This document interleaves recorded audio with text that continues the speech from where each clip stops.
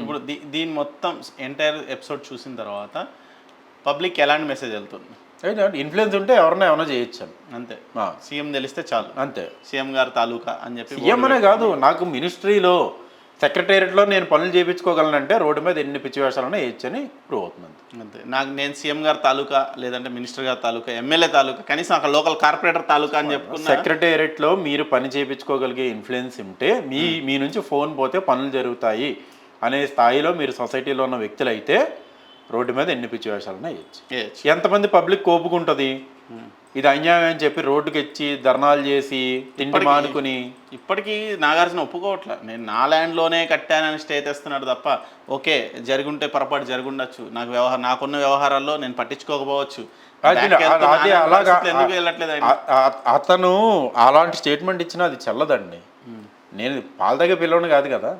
ఒకవేళ అలా అన్నా కూడా ఫ్యాన్స్కి ఒక రకమైన నా పిల్లలు ఏ కారు కొనాలి అని గూగుల్లో సెర్చ్ చేసి అవసరమైతే అబ్రాడ్ నుంచే డైరెక్ట్గా ఇంపోర్ట్ చేసుకోగలిగే మేధాశక్తి ఉన్న వ్యక్తిని అరే నాకు తెలియదు ఈ షెడ్ ఇటు కట్టాలి కదా అటు కట్టామా అని చెప్పి 14 సంవత్సరాల నుంచి దీని మీద తెలియకుండా నేను సంపాదించాను అని ఏదో కొంచెం ఇన్నోసెంట్ ఫ్లేవర్ తీసుకుందామంటే అది అలో చేయకూడదు అని. అది గవర్నమెంట్ ఆఫ్ తెలంగాణ హైడ్రాకున్న నేను కూడా వేరే ఛానల్గా చెప్పాను. నేను హైడ్రా ఫామ్ చేసినప్పుడు రేపు నుంచి హైడ్రా దాని పనులు మొదలు పెడుతుంది అన్నప్పుడు ప్యారలల్గా క్రిమినల్ కేసెస్ కూడా ఎందుకు ఫైల్ చేయట్లేదు?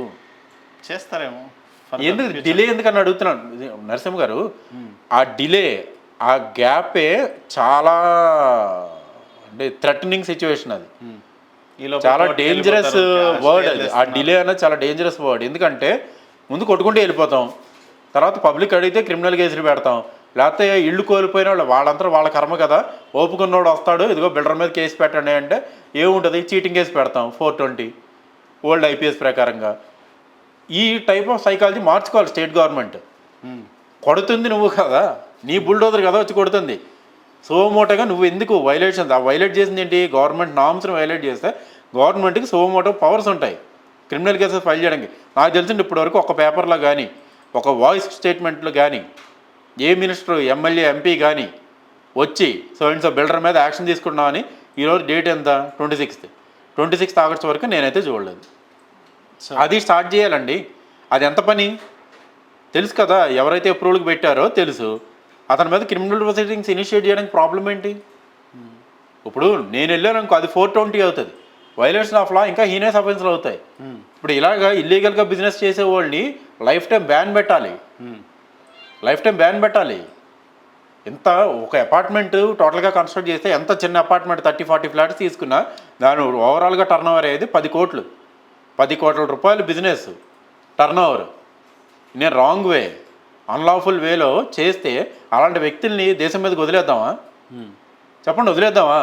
ఇది పోయింది, ఇతనే కాదు ఇలాంటి వ్యక్తులు అందరి గురించి అంటున్నా. ఇది పోయింది, హైడ్రా చల్లబడిపోతుంది కొన్ని రోజులకి, అన్నీ కొట్టేసామంటారు, అబ్బాబ్బా అని అందరూ క్లాప్స్ కొడతాం, బాగుంటుంది. ఒక 6 నెలల తర్వాత దీని గురించి పట్టించుకునే పని ఉండదు. వ్యాపారం చేసే అన్ఫేర్ ట్రేడ్ ప్రాక్టీస్ చేయడానికి అలవాటు పడిన వ్యక్తుల్ని ఫ్యూచర్లో ఎటువంటి ట్రేడు చేయకుండా బ్యాన్ పెట్టాలి. ఎందుకంటే ఆల్రెడీ అతని క్రిమినల్ బిహేవియర్ ఎస్టాబ్లిష్ అయిపోయింది కాబట్టి కదా.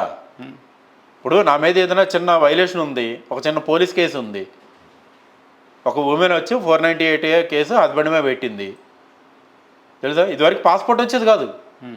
అరే ఇంట్లో మొగుడు పిల్లలు కొట్టుకునే ఇష్యూస్కే పాస్పోర్ట్లో ఎల్ఓసీలు ఇష్యూ చేస్తున్న పోలీస్ వ్యవస్థ, స్టేట్ గవర్నమెంట్ తెలుసా మీకు? అది అతను రాడు అబ్రాడ్ వెళ్ళిపోతున్నాడు అని కోర్టులో మూవ్ చేస్తే పోలీసు వాళ్ళు ఎల్ఓసీలు ఇష్యూ చేసేస్తారు. మరి వీళ్ళేమి అతీతులా, దైవాంశ సంభూతులా? కాదు కదా.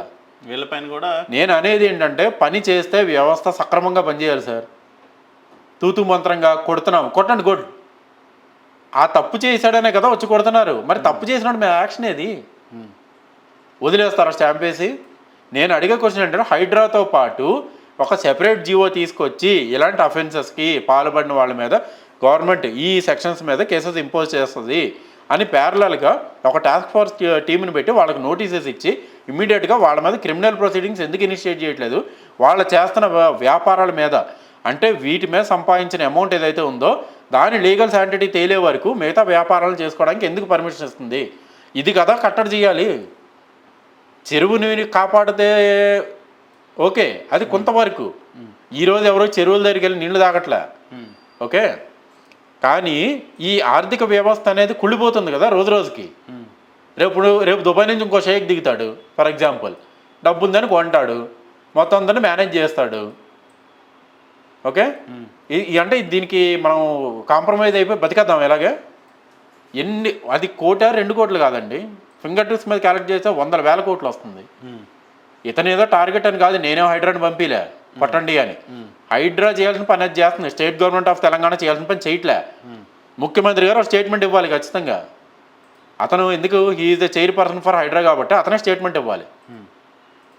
ఏమని వీళ్ళ మీద క్రిమినల్ ప్రొసీడింగ్స్ ఇనిషియేట్ చేస్తున్నాడు, స్టేట్మెంట్ కూడా ఇవ్వక్కర్లేదు, ఇనిషియేట్ చెయ్యండి. ఇదేమో ఆప్షనల్ సర్వీస్ కాదు కదా, క్రైమ్ చేశారనే మీరు వచ్చి కొడుతున్నారు. మరి ఆ క్రైమ్ చేసి వైలేషన్స్ మీద ఇన్ని సంవత్సరాలు డబ్బులు సంపాదించిన వ్యక్తులు క్రిమినల్స్ అవుతారు. దేవుళ్ళు దేవాంశ సంపూతులు గారాళ్ళు. ఎవరెంత తిన్నారని పక్కన పెట్టేద్దాం, వాళ్ళ కాలర్ పట్టుకుంటేనే కదా ఆ ఫైల్ బయటకు వచ్చేది. వాడి మీద క్రిమినల్ కేసు ఫైల్ చేస్తే వాడిని లోపల వేసి పీకితే చెప్తాడు, ఏ కమిషనర్కి ఎంత ఇచ్చాము, ఏ అసిస్టెంట్ కమిషనర్కి ఎంత ఇచ్చాము, ఏ బిల్డింగ్ ప్లాన్ అప్రూవర్కి ఎంత ఇచ్చాము అని చెప్తాడు. వాళ్ళు ఇంకా సర్వీస్లోనే ఉంటారు కాబట్టి అన్నీ ఈలోపు రిటైర్ అయిపోరు. వాళ్ళందరి మీద క్రిమినల్ ప్రొసీడింగ్ ఇనిషియేట్ చేయడం. చేంజ్ కోసం మేము వచ్చామని చెప్తారు కదా ప్రతి స్టేట్లోని, ఈ స్టేట్ అని కదా అన్ని స్టేట్స్లో. చేంజ్ ఇలాగ వస్తుంది, ఇల్లులు కొట్టుకుంటేనో పార్కులు కడితేనో రాదు చేంజ్. ఆర్థిక వ్యవస్థని సక్రమంగా సెట్ చేయాలంటే ఇలా సెట్ చేసుకుంటూ పోతేనే. ఇది మీరు చెయ్యండి, వాళ్ళ పాస్పోర్ట్స్ బ్యాన్ చేయండి, చేస్తారు కదా. ఇప్పుడు నా వైఫ్ నా మీద 498 కేసు పెడితేనే నా పాస్పోర్ట్ ఇంపోర్ట్ చేస్తున్నారు, లేకపోతే పాస్పోర్ట్స్ రావట్లేదు, ఎల్ఓసీలు ఇష్యూ చేస్తున్నారు. ఇది చిన్న క్రైమా? చిన్న క్రైమా? 1000 కోట్లు అంటే ఎన్ని విలేజ్లు బాగుపడతాయి తెలుసా? స్టేట్లో దరిద్రం అనేది ఉండదు, ఆర్థిక దరిద్రం అనేది ఉండదు. ఇది ఒక్కటే 1000 కోట్లు 500 కోట్లు 100 కోట్లు లెక్కేసుకుంటే ఇలాంటివి కొన్ని వందలు ఉన్నాయి. ఎక్కడ ఉంటుంది సార్ పోవర్టీ? ఎక్కడ ఉంటుంది పోవర్టీ అనేది? ఉండదు. సంపాదించుకుంటూ వెళ్తున్నాడు. తీయగలరా నిజంగా? ఇప్పుడు నేను ఈ హాఫ్ అన్ అవర్ మాట్లాడిన మాటల్ని ఎగ్జిక్యూట్ చేయగలుగుతారా? ఎక్కడన్నా వెసులుబాటు వీలు ఉంటే ఎగ్జిక్యూట్ చేయగలుగుతారా? చేయరు. మీరు నేను ఏదో మాట్లాడుకొని అట్లీస్ట్ ప్రభుత్వం పనిచేయకపోయినా పబ్లిక్ కన్నా తెలుస్తుంది అనే ఉద్దేశంతో చెప్పడం తప్ప ఎగ్జిక్యూట్ అవుతుందని అయితే నాకు నమ్మకం లేదు. ఓకే. ఎందుకంటే హైడ్రా వచ్చి ఒక వ్యక్తి ఇల్లు కూలుస్తుందండి, వైలేషన్ మీద కట్టారు అని. నేను ఇటుక నేను సిమెంట్ మోసుకుని నేను కట్టలా. హైడ్రా వచ్చినప్పుడే హైడ్రాని అడగండి, సార్ కట్టిన బిల్డర్ పరిస్థితి ఏం చేశారు అని. ఎంతమంది అడుగుతున్నాం పబ్లిక్లో? అట్లా సామాన్యుల పరిస్థితి అండి. మరి వాళ్ళ ఇల్లు కూడా కోలుగొట్టేస్తారు రేపు. నాగార్జున అంతటోనే వదలలేదు. అవును. మరి రేపు పొద్దున సామాన్యులు కూడా మీరే కామన్ మ్యాన్కి ఉన్నది మనీ రికవరీ అండి.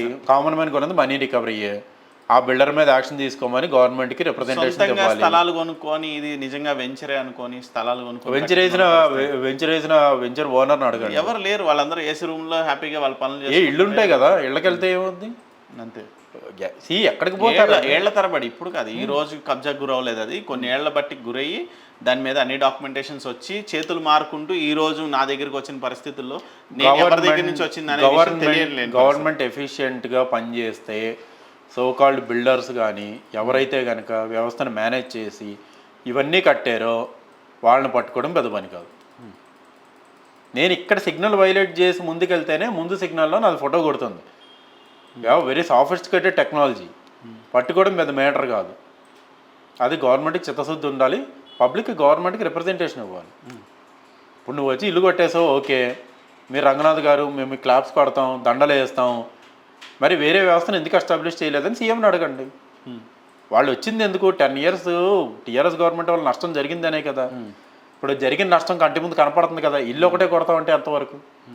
దాని మీద బిజినెస్ ట్రాన్సాక్షన్ జరగలేదు, అదొక అగ్రికల్చర్ ల్యాండ్ అయితే అది వేరే విషయం. అన్నీ కమర్షియల్ బిల్డింగ్స్ ఆయే. రోజుకి 50 లక్షల నుంచి ₹1 కోటి కలెక్ట్ చేసే కన్వెన్షన్ సెంటరా. కామన్ మ్యాన్ ఏ రోజు లోపలికి కూడా పోయి ఉండడు, అవునా? మినిస్టర్ స్థాయి వ్యక్తే. ఇంకా దేశంలో దరిద్రం అనేది ఎక్కడి నుంచి పోతుంది? మీరు ఓన్లీ 10% యాక్షన్ తీసుకుంటాను, ఏదైతే ఫైనాన్షియల్ ట్రాన్సాక్షన్స్ జరిగినాయో వాటి మీద యాక్షన్ తీసుకోను అంటే ఇది బ్లాక్ మనీతో సమానమే కదా. బ్లాక్ మనీ కాకపోవచ్చు, అడ్డదారుల్లో సంపాదించింది ఎలాగైతే కరెక్ట్ కాదో, ఇల్లీగల్ మనీ అవుతుందో ఇది కూడా అంతే కదా.